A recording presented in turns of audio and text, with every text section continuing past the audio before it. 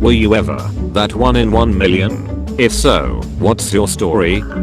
Me and my friend were discussing where we lived. On Google Maps, I showed him where I lived. Then I started zooming on the country I know he lived in. I had Discord screen share on, so I zoomed in on the capital city of said country.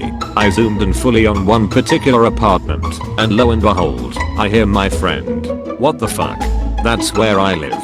I didn't believe him, so he turned on camera and showed me outside his apartment. It was exactly the same.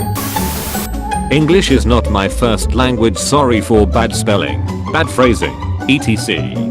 I was at a aqua park, there was a scary looking slide, it was called Jet Ripper or something like that. I'm not scared of most slides, but this one didn't look safe, and I wanted to make sure it was safe. So I asked the employee, said nearly 100,000 people use this slide and none of them got injured, so it was safe. So I decided to slide, and somehow the right part of my left leg's skin was grated. I didn't notice at first it was like that. I just went home because it was getting late, but for the next 5 days my leg was in severe pain. Edit, added part, but this one didn't look safe, and I wanted to make sure it was safe. Edit 2, added part, none of them got injured. I wrote this, but didn't check if it made at least somewhat sense or not. Sorry for the 2 edits. Right after I posted it. When I was 12 I had what doctors thought was pneumonia. Went into the local where they gave me a shot for it. 18 hours later my leg is massively swollen with splotches all over it. Hurts like hell, and I can't put any pressure on it. Mom calls doctor. Doctor says to drive to Children's Hospital in Atlanta. They run all sorts of tests on me.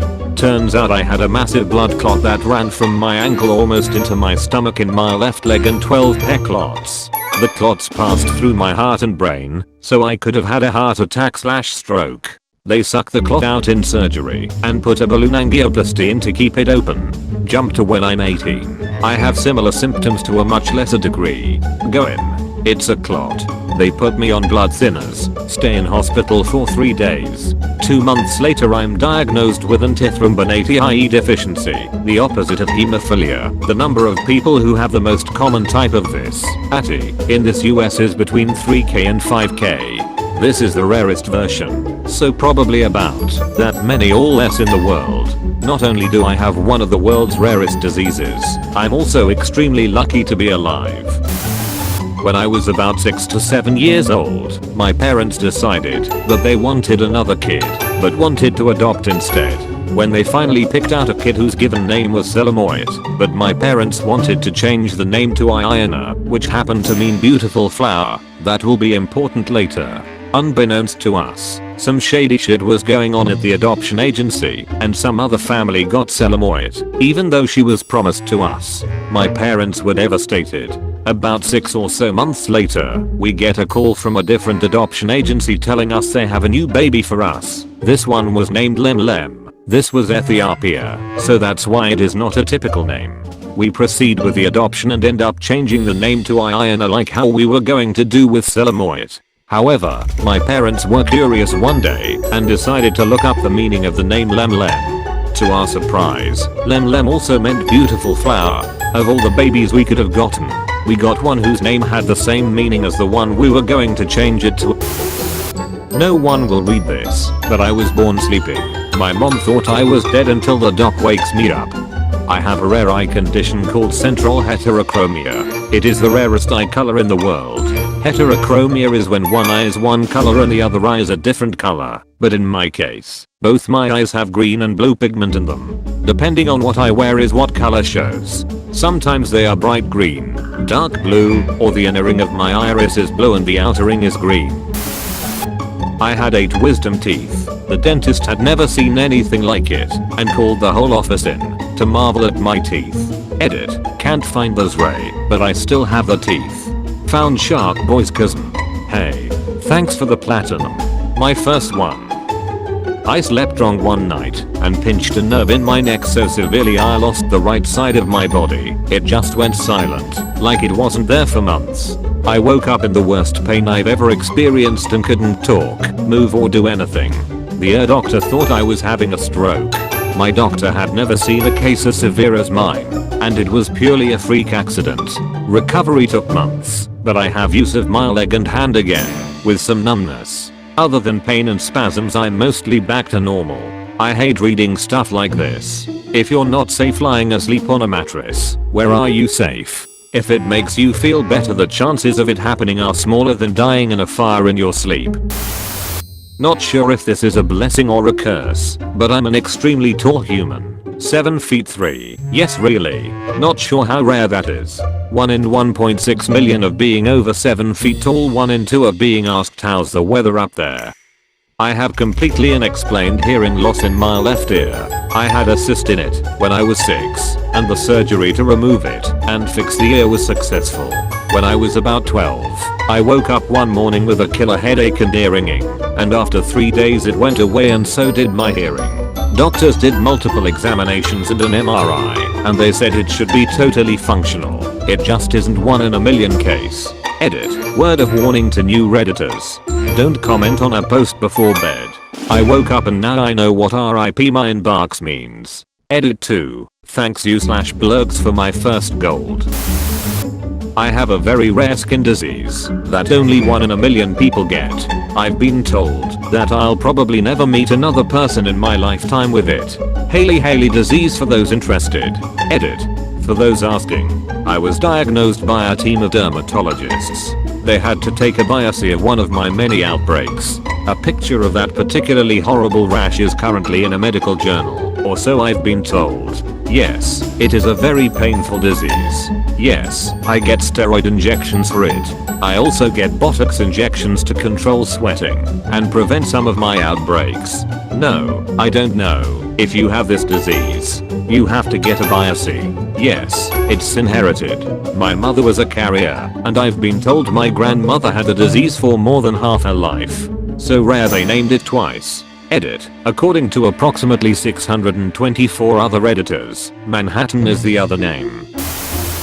I have symmetric bilateral coloboma of the iris and retina. Essentially, my pupils are shaped like keyholes instead of circles. A single coloboma is pretty rare, double coloboma is even more rare, and double symmetrical, well, you get it. Edit. Obligatory thanks for the silver, kind stranger. I fell asleep after posting this, and woke up to a bunch of feedback. I posted over an r/eyes just now with more information. Damn. I have a nice story too. So one day there was a sudden windstorm. While I was in an open parking lot on the outskirts of a city, a leaf flew right into my eye, and it immediately started to hurt. I somehow drove home, and my eye was constantly hurting. I washed it a few times. Didn't work. I started to feel movement inside my eye, but couldn't see anything in the mirror. I freaked out and started gently poking around in my eye with my index finger. A tiny little dot came out and moved a little on the tip of my finger. Ran to my mom, showed her, and she couldn't see anything. TBH, it was so freaking tiny and barely moved. It hurt for an hour, and I had found 2 more tiny moving freaks from my eye. I was convinced I wasn't just seeing things.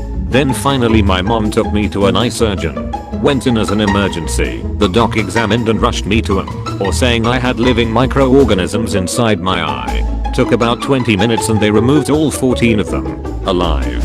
Got a patch like a pirate that I had to wear for a few days. Doc said he'd never seen anything like it in his 25 years of experience. Said I was a 1 in a million case, and if I had taken a day to come in, chances were high that I would be blind. TLDR, a leaf flew into my eye, hurt like a bitch.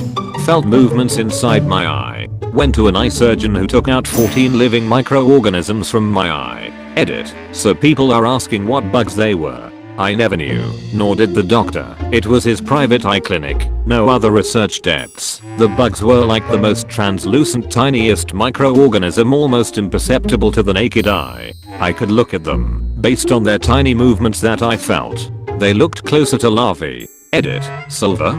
Thank you, I feel shiny now. The next time I tell this story to people I'll gonna include, and then I told this to a bunch of internet friends and they gave me silver for it. I once guessed a 6-digit random combination on the first try. It was the only try I planned to give, as a kind of scratch pad whatever moment. Literally 1 in a million. I was so freakishly allergic to ant and bee venom as a child that a single sting from a single little common black ant put me into anaphylactic shock. When my allergist was preparing to start immunotherapy for me, he found out the in-office lab equipment wasn't sensitive enough to measure the infinitesimally small amount of allergen with which to start my titration. So he had to send a sample of my blood to Johns Hopkins so that their lab could determine how much to give me. I did immunotherapy for several years to reach an immune response level at which it would be safe for me to basically exist in a non-frozen climate. Good news, though, I'm good now. I've had a few run-ins with ants and wasps since my immunotherapy in my body didn't freak out and shut down, and research indicates that if it hasn't done that after this long, I'm probably safe for maybe forever. I don't have EpiPens, and I'm not overly afraid of ants or bees. Edit. Whoa. Overnight response. Thanks for the silver. To answer a few questions. I live in Florida. I'm not outdoorsy, but stinging things are everywhere. It is, in fact, the Australia of North America. No, my parents would not move me to the frozen tundra to be a nomadic reindeer herder at my behest. Little black ants do, in fact, sting. Several Lasius subspecies have stingers and venom. When an ant bites you, that's using their mandibles and does not deliver venom.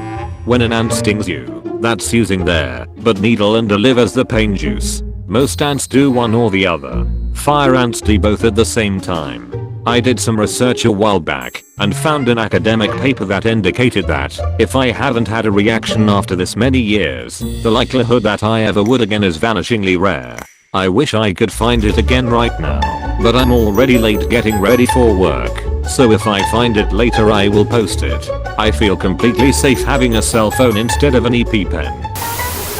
I've got the middle toes on both feet webbed, so did Stellan. Quack.